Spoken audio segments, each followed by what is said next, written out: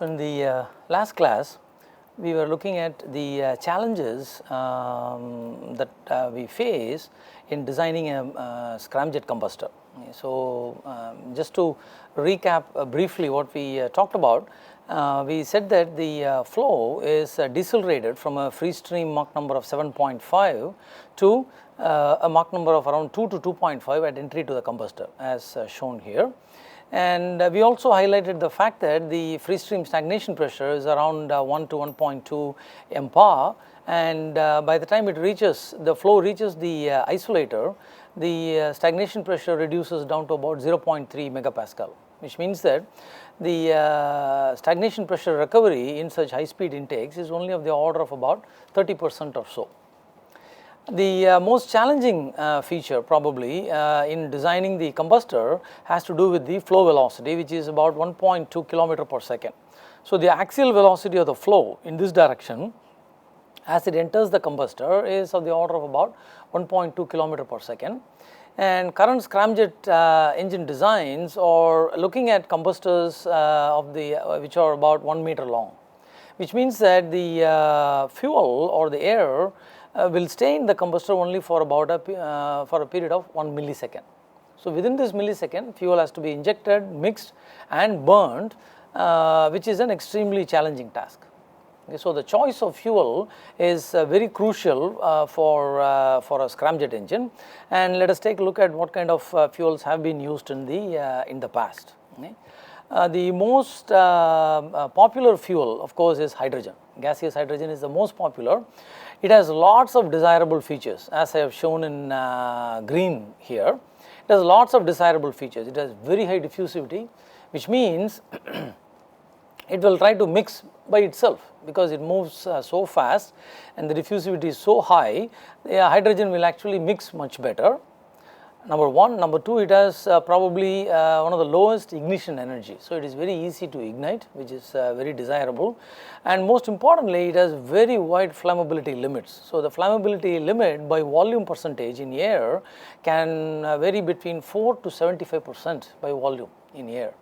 So, that is an extremely wide range of flammability, which is very important in a scramjet combustor, because if you are not able to get the fuel mixed properly in stoichiometric proportion, there are going to be regions where the mixture is going to be either too lean or too rich. So, having a wide flammability limit helps in achieving and sustaining combustion across the cross section of the combustor. So, that is very desirable, and hydrogen also has high calorific value, about approximately 3 times compared to hydrocarbon fuels. Hydrocarbon fuels typically have calorific values between 40 to 50 megajoule per kilogram, probably around 40 to 45, and hydrogen has about 3 times as much calorific value.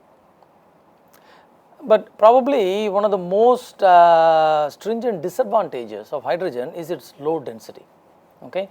Although the calorific value may be quite high, for releasing a certain amount of energy, if you want to carry a certain amount of hydrogen, let us say 10 kilograms of hydrogen, because the density is so low, the volume of the tank that is required to carry such an amount of hydrogen will be very large. And that is one of the biggest disadvantages of using hydrogen as a fuel, but it has many of the other desirable features. Of course, we can think of using liquid hydrogen, but then we would need the capability to store cryogenic fuels. So, the tankage becomes complicated there because the fuel has to be stored under cryogenic conditions. So, the accompanying insulation and other things to keep it under cryogenic condition becomes very stringent.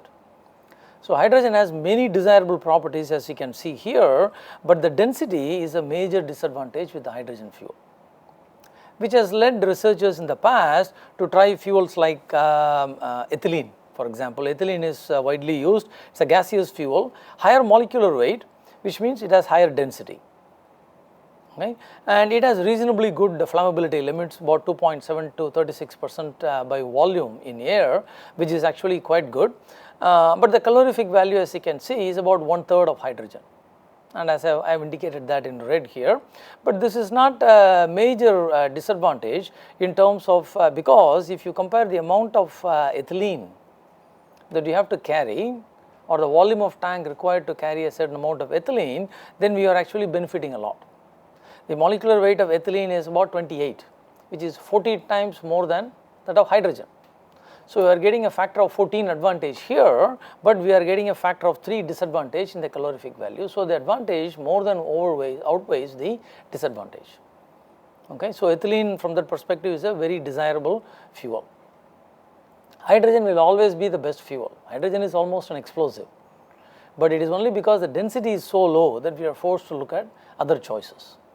This challenge is not unique to scramjets.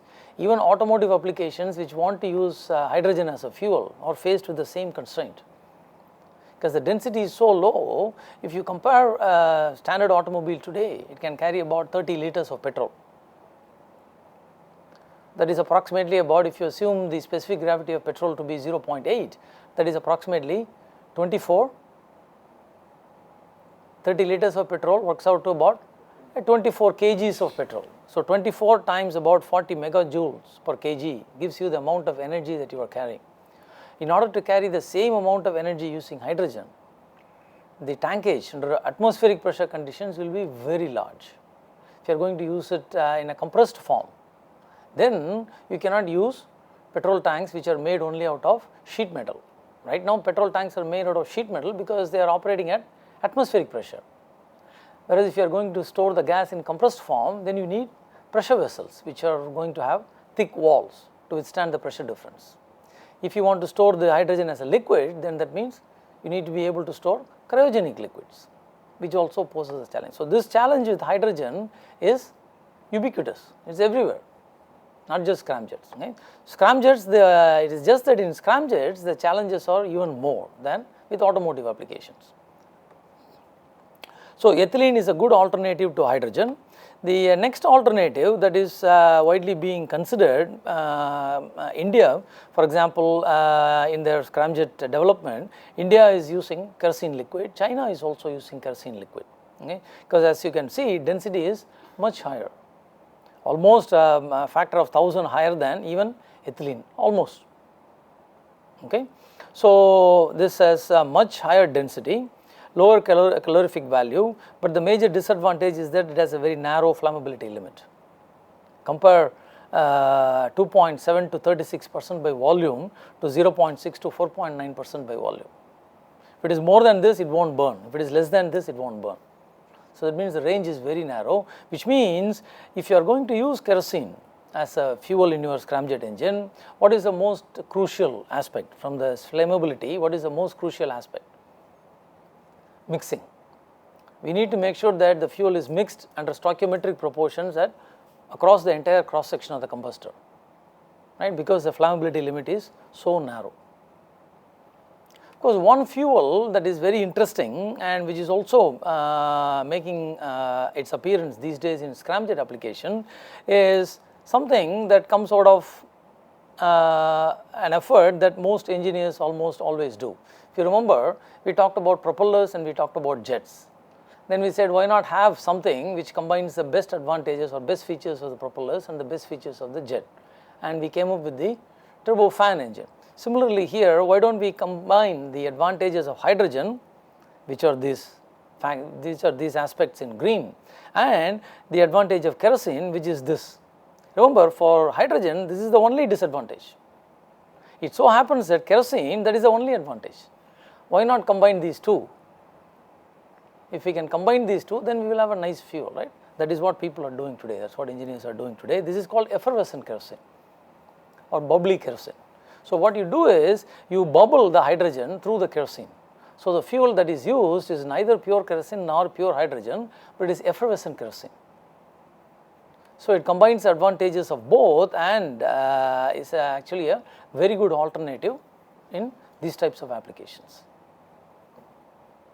Okay. So these are the fuels that are used. The choice of fuel is very critical, as I said, because the processes, the entire combustion process has to be completed within 1 millisecond, which means that the fuel should mix well. It should, if it's a liquid fuel, then we are adding another time scale. We need to worry about that also. Okay. So the choice of fuel is very critical in scramjets because the time available from start to finish of the combustion process is only 1 millisecond. Remember, chemical time scales themselves may be of the order of 10 to the minus 6 seconds or slightly more than that. But now this is becoming comparable to chemical time scales. That is the problem with scramjet. Probably the most critical issue in scramjet is that there are two important time scales. One is chemical time scale. Chemical reactions themselves will take a certain time to initiate and complete. That is usually of the order of about microseconds. Approximately, the fastest reactions will usually be of the order of about microseconds. Now, there is another time scale involved in supersonic combustion, and that is to get the fuel mixed with the air within the flammability limit that you want, right. So, those mixing time scales are much longer. They probably are of the order of a millisecond or more than that. So, you will see that most scramjet combustors, the limiting time scale is the mixing time scale. The challenge is not in the chemistry, but the challenge is in getting the fuel mixed with the air. That is the most challenging aspect in almost all scramjet combustors. If you have a liquid fuel, then another time scale comes into play, and that is the evaporation time scale, which is even slower. Okay? So mixing, almost all scramjet combustors are controlled by mixing and not by kinetics. Okay, so anything that we can do to improve the mixing will be a very good advantage in terms of scramjet combustion process. Okay. Now let us take a look at fundamental issues in supersonic combustion. As you know, the basic objective of any scramjet engine is to produce thrust, as shown in this box here. The idea is to produce thrust. Okay. And as we saw earlier, we produce thrust by increasing the specific enthalpy of the fluid and then converting it to kinetic energy. So, the thrust will depend very much upon the heat release that takes place in the combustor. Okay. Now, the heat release itself in turn depends upon the combustion process. If the combustion process is very efficient, then there will be a lot of heat release, otherwise heat release is going to be less. Now, normally the heat release will depend only on the combustion process. Now, in a compressible flow, very high speed compressible flow such as the one that we have in a supersonic combustor, the heat release, as you know, is also limited by the Mach number at which the flow enters. That comes from the Rayleigh curve.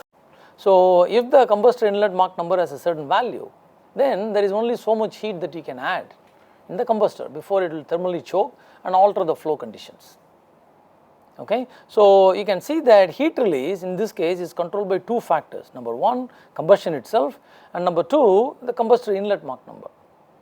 And if you remember, for the supersonic combustor, since you are operating on the supersonic branch of the Rayleigh curve, the higher the combustor inlet Mach number, the more heat we can add before it will thermally choke.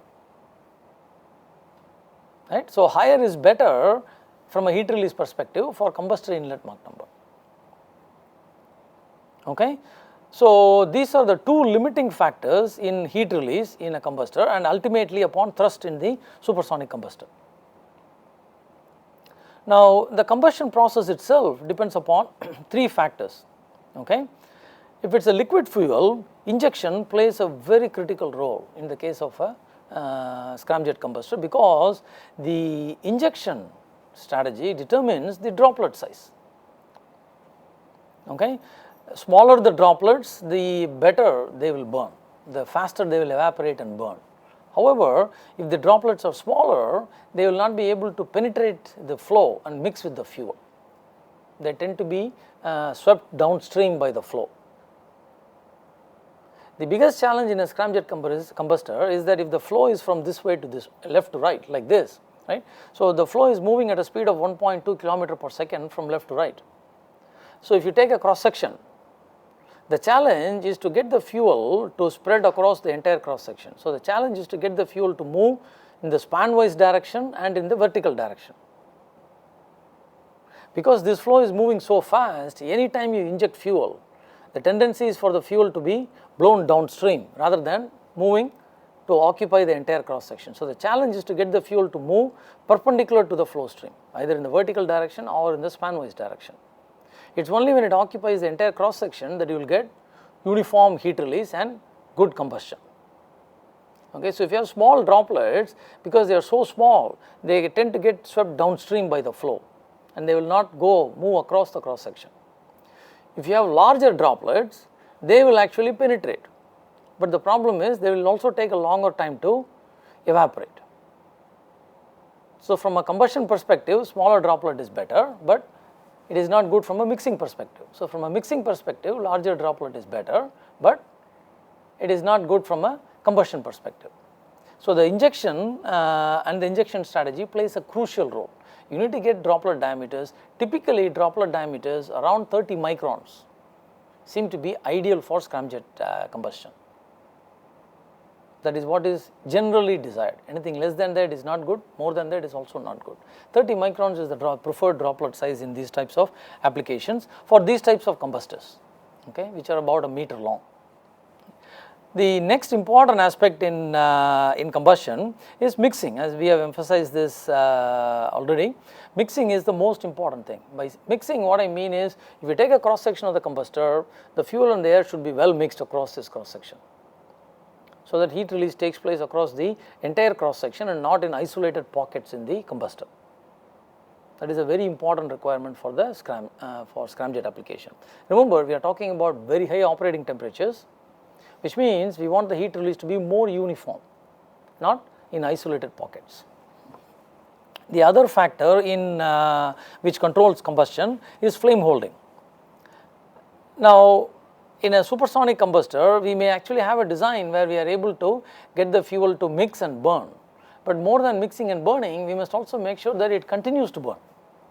So, that is what we mean by flame holding. How do we ensure that the heat release takes place continuously? Maybe we can initiate heat release, but it may get extinguished. So, how do we continue to sustain the heat release is what this flame holding strategy is all about. And remember, this is a supersonic flow at Mach number 2 to 2.5, so we cannot put our traditional V gutters.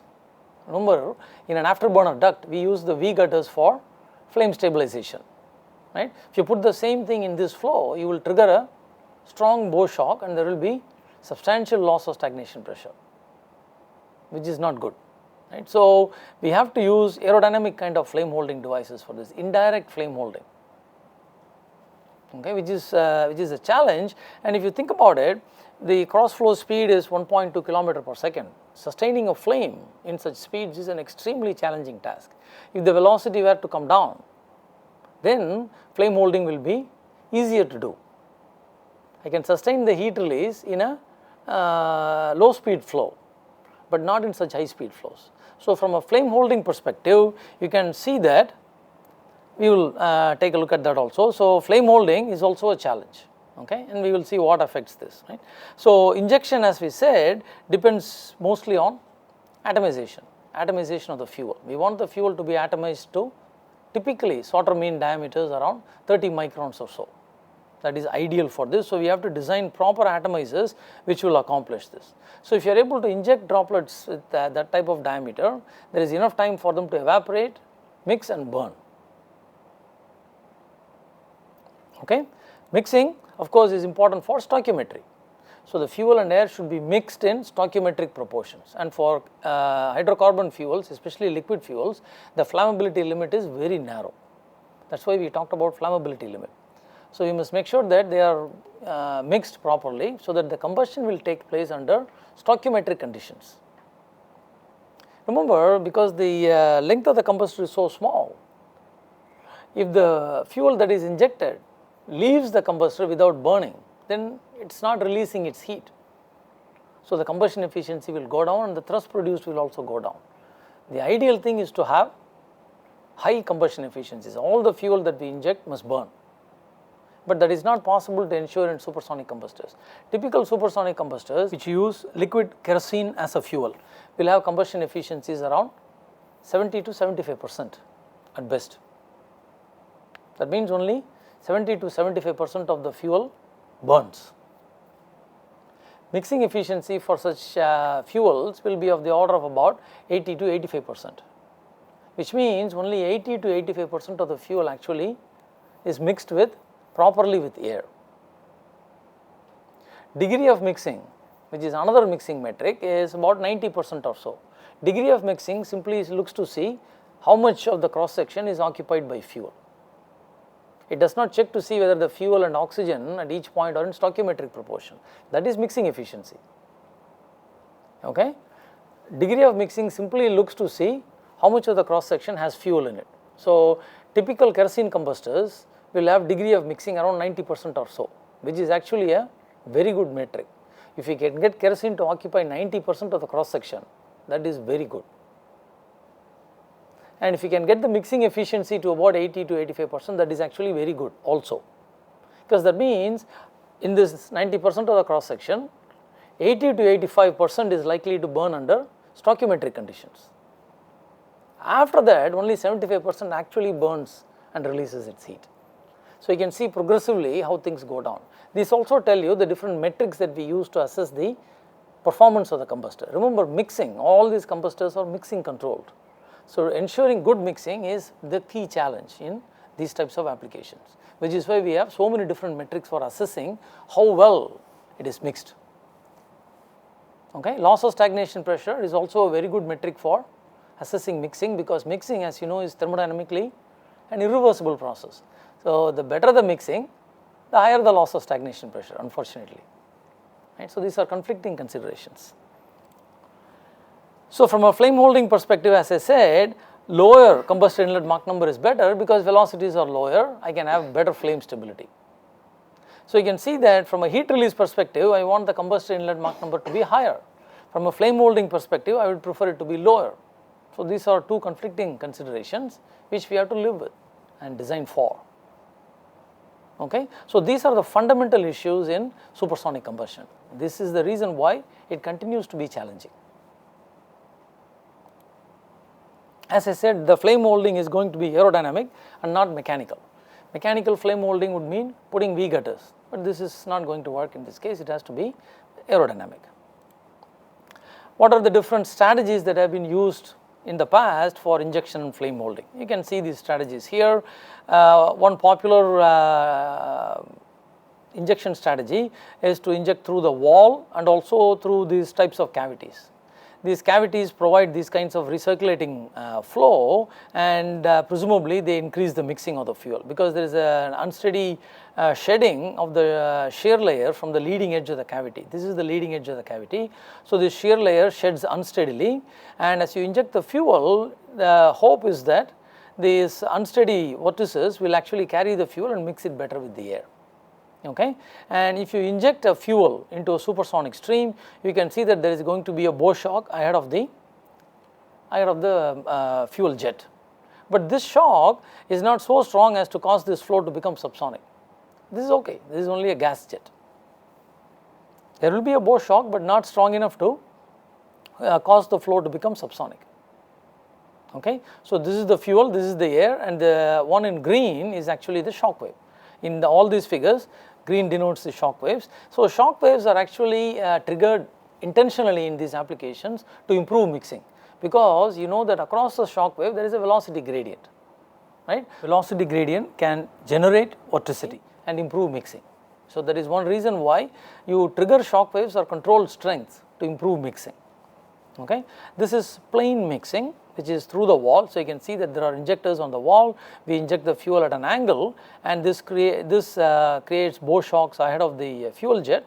But this strategy will probably have the poorest mixing, because in this case, since the cross flow velocity is so high, the fuel that is injected through the wall tends to stay near the wall, and if it burns, it will try to burn near the wall, which is very detrimental for the wall.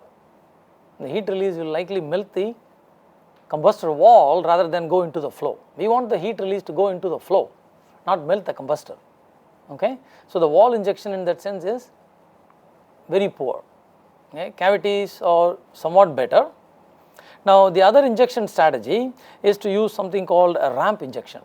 Remember, we said just now that if you try to put any obstruction in this flow, it is a supersonic flow, this may cause a strong bow shock, but the ramps are aerodynamically designed.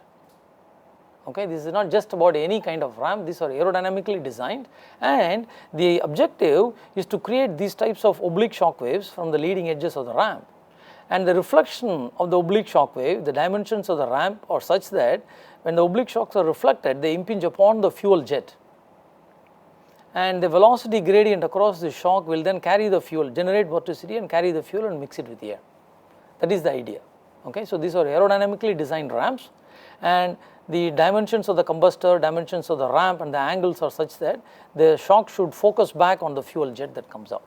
So, here we are injecting parallel to the flow, here we are injecting normal to the flow, here we are injecting at an angle to the flow. All these are also have been tried: normal injection, tangential injection and angled injection. Now, in these types of high speed flows, if you inject normally, that will give you the best penetration and mixing. If you inject tangentially, that gives the poorest penetration and mixing, with angled injection going in between. Okay. So, a combination, a judicious combination of all this have always been tried. Okay. So, this is injection through a ramp, here you are seeing injection through a properly designed strut. Notice that in this case of the ramp and the strut, because you have separated flow at the base of the ramp, right, there is going to be flow separation from these corners at the base of the ramp, and there is also going to be flow separation here downstream of the strut. So, these flow separation regions provide actually a region of low speed flow where there is always going to be combustion gases. So, these provide the flame holders that we are looking for. So, we do not have separate flame holders. This is why this type of flame holding is called aerodynamic flame holding. So, we create these types of separated flow regions intentionally, low speed separated flow regions intentionally for flame holding purposes. Okay. And because these are designed aerodynamically, we will not have a problem with the bore shock being too strong. So, the injector serves two purposes. It serves to inject the fuel, and it is also designed to provide flame holding. For example, this step here on the wall of the combustor also is useful for flame holding, because there is going to be flow separation here inside the cavity, and this will provide a low speed region which has hot combustion products, which acts like a kernel for a flame. Okay. So, these are strategies that have been tried in the past, but all these devices have practical issues. When you try to scale them up to realistic sizes, many of these things do not work as well. The combustors are small, they work very well, but when you scale it up to real life sizes, they do not really scale very well. So, scalability is also a major issue with scramjet combustors. Okay.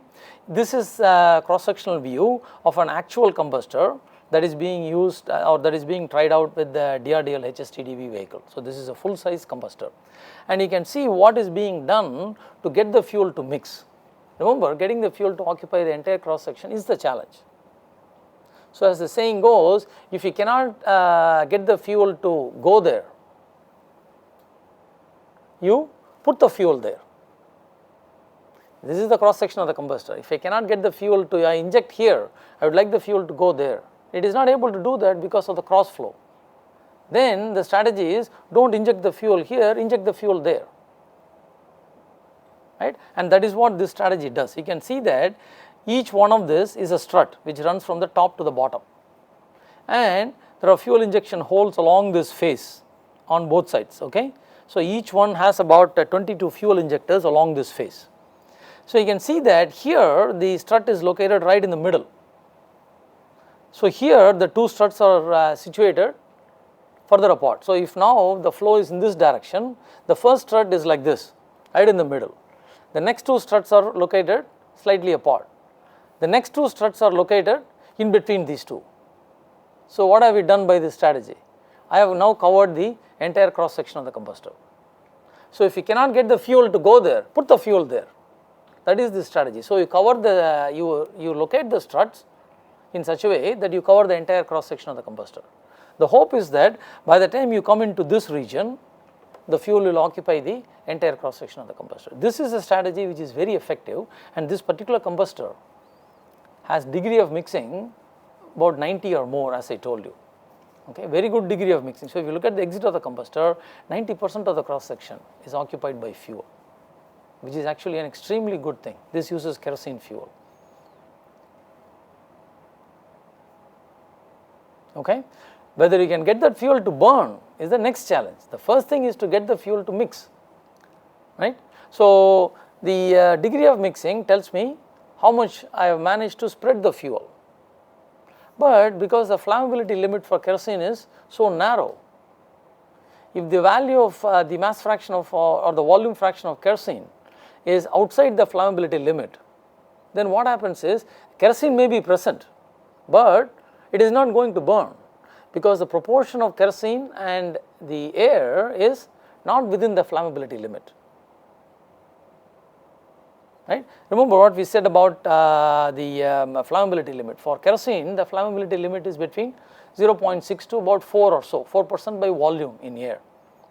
So, if it is outside the flammability limit, I may have kerosene, but it is not going to burn, which is why we have two metrics, one called degree of mixing, which only tracks the presence or absence of fuel, but that is not sufficient. Once I have that, I need to find out how much of this fuel is actually present in stoichiometric proportion or close to stoichiometric proportion. That is what the mixing efficiency metric does.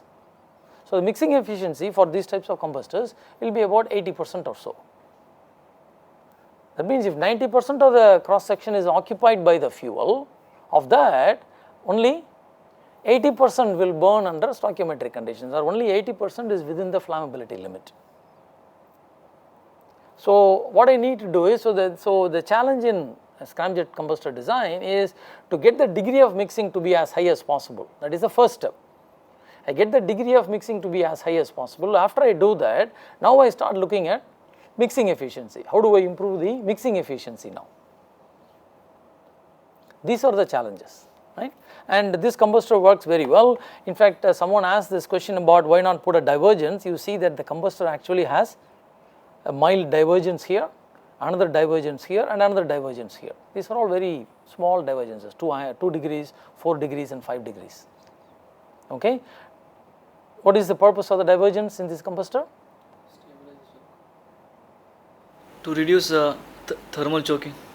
What this does is, remember, the heat release in the combustor tends to reduce the Mach number. You know that from your Rayleigh flow.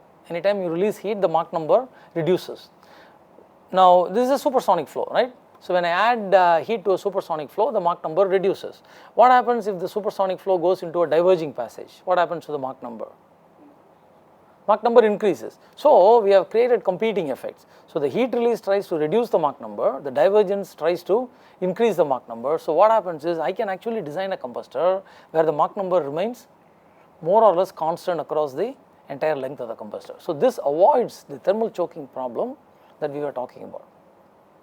Not entirely, but to a large extent. For the range of operating conditions that we are envisaging, the thermal choking can be avoided by having these types of divergences. Okay. Of course, in addition to this, we also have the isolator, as you can see from here.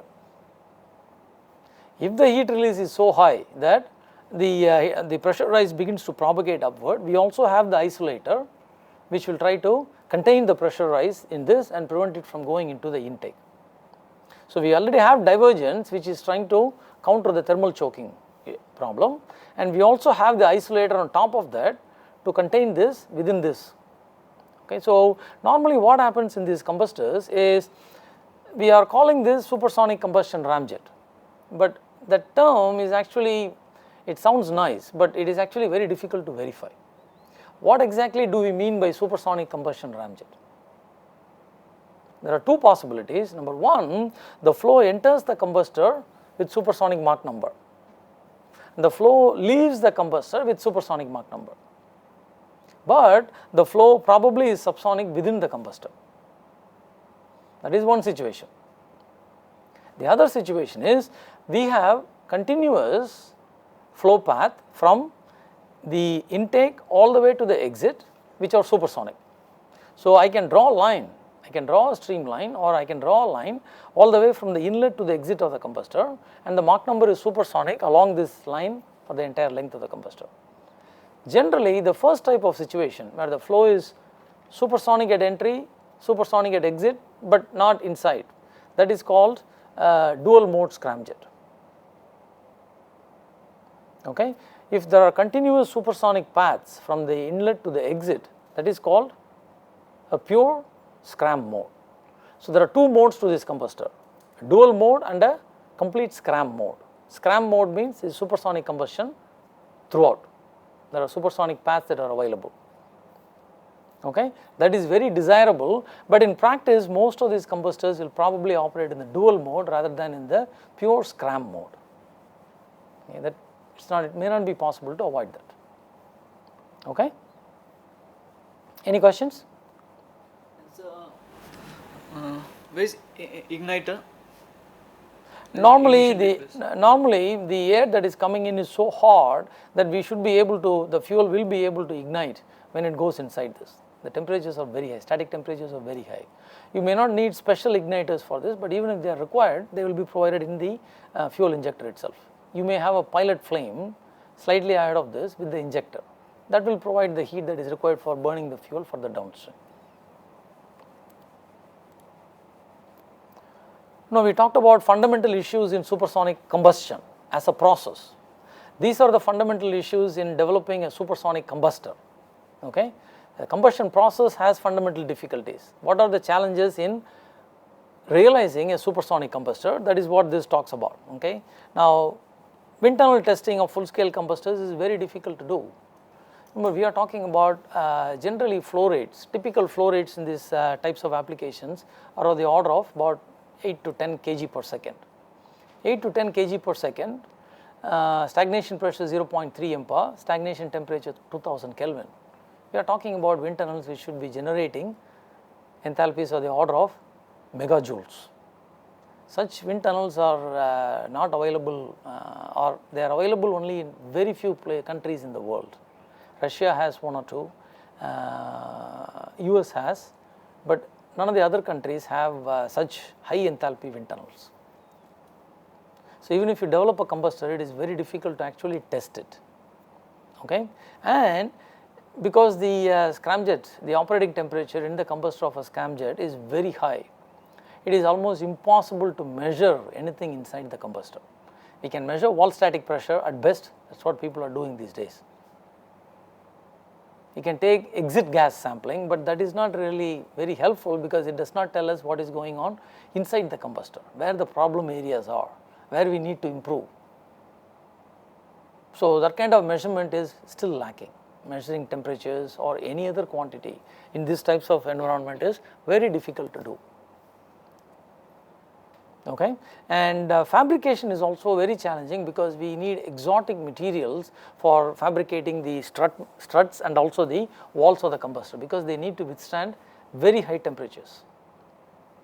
So if you take these materials, then machining them to the required tolerances, to the required shapes is an extremely difficult thing to do. Okay, so fabrication is also very difficult to do, which is why only probably very few prototypes can be fabricated. Even fabricating one or two prototypes is very difficult to do, and then testing it is also very difficult to do, which means that CFD, computational fluid dynamics, has to be used as a virtual wind tunnel. We need to have reliable predictions, accurate simulations, so that we can make good predictions about the pressure rise, the distributions and all the other quantities that you want. And then so you look at a set of designs and then look at a comparative exercise of these different designs and then shortlist one or two which can be used for final fabrication, prototyping and fabrication. Okay? That is a strategy that is being pursued by many of the countries today which do not have these high enthalpy wind tunnels. Okay? Simulations in this case are the way to go. Okay? So let us see. So we have covered the entire range of propulsion technologies that we wanted to study. We looked at turbojets, we looked at turbofans, afterburning turbojets, we have seen ramjets and also scramjets. Okay, we have done thrust calculations, we have looked at gas dynamic aspects which are important for these types of devices. As we said, compressibility effects are very important in all these engines. Probably in the gas turbine combustor, since the velocities are very small or the Mach numbers are quite small, the gas turbine combustor is the only component in this range of equipment which operates in the incompressible limit. all the other components operate with substantial compressibility effects, which was the reason why we studied gas dynamics in such great detail. Then we looked at the challenges of manufacturing these devices, in designing these devices. We looked at challenges in designing compressors, operation of compressors, tip clearance. We looked at very challenging issues like that. Again, turbine blades, the high temperature turbine blades, the cooling strategies, manufacturing strategies like single crystals, and then we looked at material challenges, thermal barrier coating and so on. So we looked at all the challenges that are involved in manufacturing these manufacturing these components. Then we looked at the thermodynamic cycle aspects. What are the parameters that control the performance of the device? We looked at that. Then we actually did calculations, thrust calculations of all these devices except the scramjet. And we saw how the thrust varied depending upon the type of nozzles that we used, depending upon other conditions, whether it's operating at sea level or whether it is cruising at 30,000 feet, how conditions change, how mass flow rate has to be adjusted, how the entry temperature to the turbine has to be adjusted. We looked at all those issues in great detail. I hope that students who go through these lectures along with the textbooks, the lectures follow the textbooks very closely, and the problems given in the textbook are also taken from very practical applications. So I hope that students who go through the lecture find the lectures to be very useful, studied in conjunction with the textbooks. In my opinion, the lectures are not meant to be a standalone replacement for the teacher or the textbook. The lecture is an explanation of what is written in the textbook. So that is the way I look at this. So I urge the students to use both the materials to benefit the most. You will benefit the most if you use both the materials. Listen to the lectures, try to figure things out yourself, read the books also. They will also add a lot of value to your learning, and that is the best way to utilize this type of resource. Okay? So I wish all the students the very best of success in their endeavors, and I also would like to thank you for listening to the lectures. You have been very patient. Thank you.